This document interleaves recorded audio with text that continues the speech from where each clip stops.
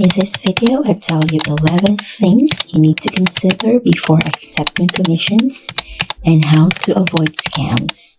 I'll be painting a watercolor realistic close-up of ranunculus. So stay with me until the end if you are planning or interested in accepting commission works. First, size. Every artist has a comfortable size of artwork that we can work on. It can be 7 by 10 inches is too small, or 22 by 30 inches is too big. Consider also if the artwork will be hung on the wall and you want people to look at your artwork. If your art is too small to see in 1 to 2 feet, nobody will have an interest in looking at it. What you can do is to give options on sizes that you are comfortable working on the project. And at the same time, your client will be happy to display your artwork on the wall of their home or office. I offer 3 sizes for the commission projects. These are the sizes of watercolor paper that I can easily purchase or cut. Also, Arch and Bauhong offers watercolor sheets and blocks with these sizes. Also, for 10 by 14 inches, the client can easily get a frame in the market that is not a custom made. Number 2, pricing. If it's your first time selling your art, pricing can be a hard question. You may have questions like, is my pricing good enough? Am I pricing my artwork low? Am I pricing high? How am I supposed to compute the price? And there can be a lot of other questions you might think of. There are 2 ways to price your art: per hour and per square inch. For per hour, the formula is hourly wage multiplied by hours spent plus cost of materials. For example, my hourly wage is $5 and I work on the project for 75 hours plus $25 in materials, so that's $400. With this, I created a small work log for myself because I can't finish an artwork in one sitting, especially if the artwork I'm working on is either a commission project or to sell. Also, I can paint only from 8 to 10:30 a.m. because my toddler is with his nanny at that time. In the afternoon, I take a nap so I have energy for playtime. In the evening, once my toddler is asleep, that is my time to edit my YouTube videos, write my script, schedule social media posts, update my website, and do other admin tasks I need to work on.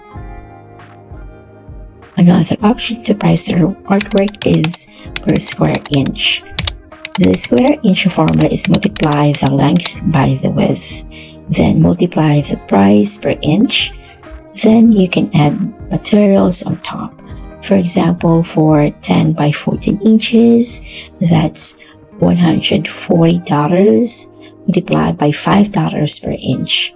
That's $700 plus $25 in materials. So that's total of $725. You may need to ask other artists in your country or area about the market range for the pricing. For a square inch differs from the medium. The price can be higher if you are using oil or acrylic paints than using watercolors or charcoal. In this scenario, an art community can be very helpful in talking to other experienced artists who sell their artwork as their main income source. With this per square inch formula, you can have your base rate for the size you would like to sell, and then you can add additional costs that depends on the difficulty of the project. For this computation, I added a link for the resource that you want to read more. Please note that framing or packaging, shipping, and other fees are not yet included in the pricing. Most of the time, the client will be the one who will look for the framer, so you don't need to worry about that anymore. However, make sure to pack your painting or artwork properly. In my previous commission, I included the price for the packaging and shipping. That includes the tube where I put the painting, the paper I used to print the certificate, and the shipping. If your client is international, you may need to have some documents to be notarized, and shipping can be more expensive than sending artwork locally. Be sure to let your client know about these additional fees that the client may need to add and understand. You don't want to shoulder the cost, or else there won't be any money be left for you.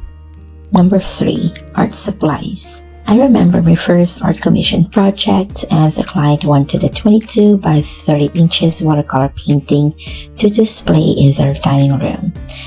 At that time, it was my second year of painting in watercolors, and I used to paint small like 5 by 7 inches up to 9 by 12 inches. 22 by 30 inches was a surprise, and not only that, my brushes were too small for the project, and I didn't have an artboard that would fit 22 by 30 inches, and I didn't have big brushes. So I purchased an artboard that would fit 22 by 30 inches paper, and I purchased big brushes too. After that project, I felt like I didn't earn anything because before I received the money, I purchased the art supplies I didn't have and would need. Also, I didn't tell my client that concern because I was afraid of losing the client. I still have the big artboard and the big brushes. I still use them until now. If you are using oil or acrylic, you may need to buy paints that you will need for the project. For anything that you will use for the artwork, you will have the option to charge the client or not. In my case, I only charge the client for the watercolors and paper. A big part of the cost of art supplies for me is the watercolor paper. I would like to sell my artwork in artist grade art supplies only because I want the artwork to last for a long time.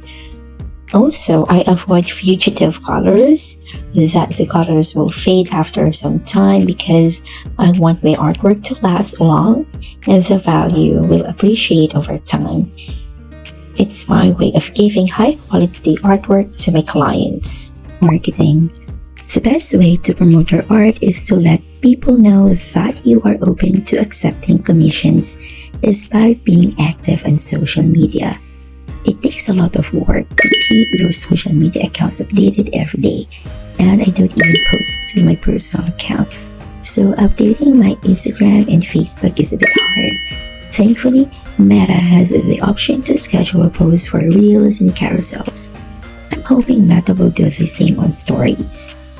The sad truth is, if people do not see you posting on social media, people will think that you are not existing anymore. However, I avoid communicating on social media when I accept projects that will lead us to the next point in accepting projects by using a third-party platform. Number 5, using third-party platforms. Fiverr, Coffee, Behance, Etsy. These are third-party platforms where you can post and create listings that you are open to accept commission work. Using third-party platforms can help you get actual clients and can help you from talking to scammers. Honestly, even if you know the person, I mean, you've seen each other or a friend, a colleague from school or work, a relative or whoever, they can scam you. Using a third-party platform is a way to tell the person you are serious about this work and that art is your job. Whether you do the art full-time or part-time, it's a legit business. The client is also obliged to pay right away before you start the commission work as an indication that the client is happy to work with you. Let me tell you a story. When I was my first year in painting using watercolors, it's also the same year that I created a new Instagram account and I was posting my watercolor paintings. Then, this woman who I have known for a while sent me a message and asked me if I could do a commission for her. I agreed, and so I bought papers that I could use for her request. Then, after I finished the job, it took her more than a month to get the item. Sadly, because I know the person, I didn't ask for a down payment. Also, she told me she would pay it and she would get it. Then, it took her a few weeks more, and then the item was stuck with me. I told her, hey, I will post the painting online and I will look for a buyer on this. Then she said, no, please don't. I'll pay for it. I'm just lazy to add money to my e-wallet. The moment I heard that she was lazy to add money to her e-wallet, I got really frustrated. I did accept commission projects for 3 years. Because of that experience, and then I learned my lesson in a hard, frustrating way. Anyway, let's go back to using third-party platforms. Every platform has different ways you can withdraw your money, so before you sign up, be sure to check it out. Most of the time, you can accept payment through PayPal. Also, some platforms have fees when it comes to getting your money. I say it's a listing fee, but anyway, you can link the third-party platform to your social media accounts. If you find this video helpful, kindly tap the like button. If you want to see videos like this, subscribe and make sure you have the bell notification on so you'll be notified if I upload a new video. Number 6, payments. Okay, let's talk about the most important thing, accepting payments. If you are not going to use a third-party platform like those I mentioned earlier, you can ask for a down payment or deposit for at least 20 to 30% of the price.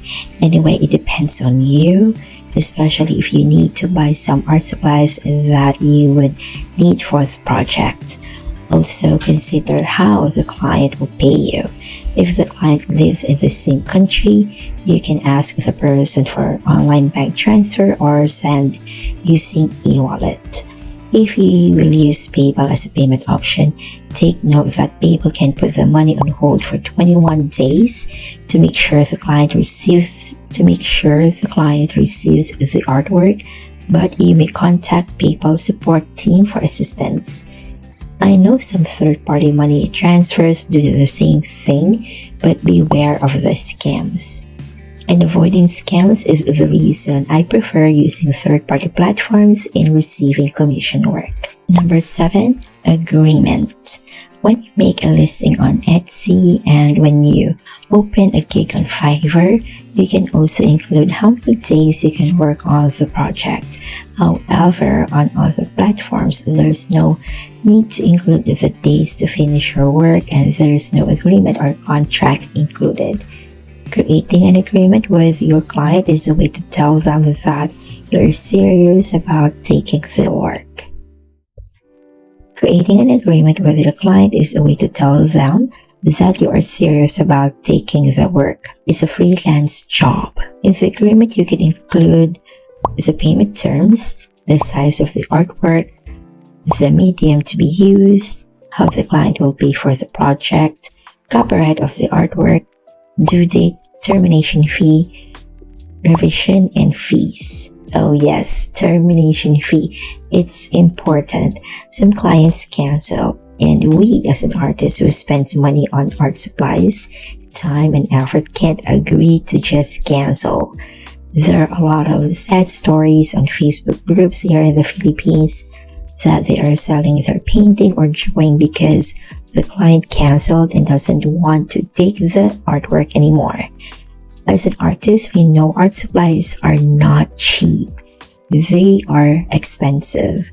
It saddens me when I see some artists who sell their work because the client canceled. So adding a termination fee to the agreement can still compensate you for the art supplies you spent when you accepted the project. It's a way to protect us artists from scams. If you would like to see a good sample of an artist commission contract, check the link in the description box below.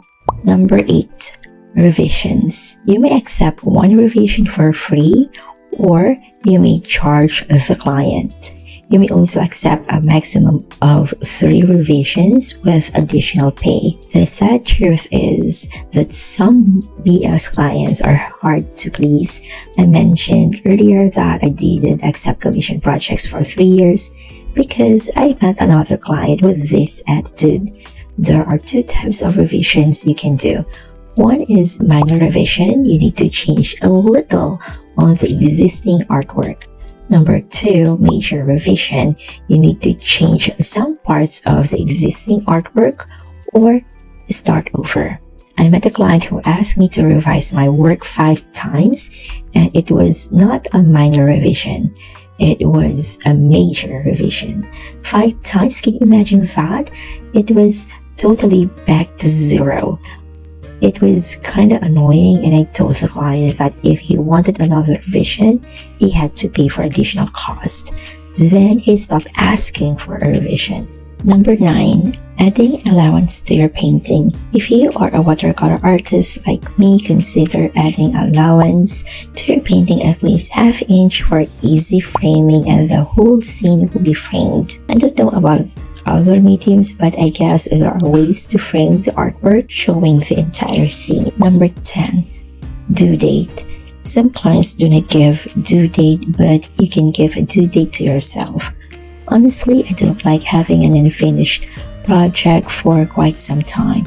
So when the client didn't give me a due date, I gave a due date for myself, and I told the client when I could deliver the finished painting. Be sure to always update your client every time you work and when you add another layer to your work, so the client knows that you are working on the project. If you think you cannot deliver on time, I suggest letting your client know that you need more time to work on the project. Not all projects are the same. Some are easy and some are not. I know a person who worked for a huge oil painting for more than 6 months, but he consistently talks to the client to give an update. Also, this is a way to show your professionalism to your client. Lastly, framing. Most clients prefer to have their frame or have it framed somewhere else. You can let the client know if a frame is included or not with the project. It's also convenient to ship the finished artwork to your client because you can just roll the painting. If you live close to the client and the client asks you to frame the artwork, you can ask for additional cost for the painting. I hope you find this video helpful. I suggest watching this next video to help you improve your watercolor painting skills. Remember to subscribe to my channel to see videos like this, and I'll see you next time.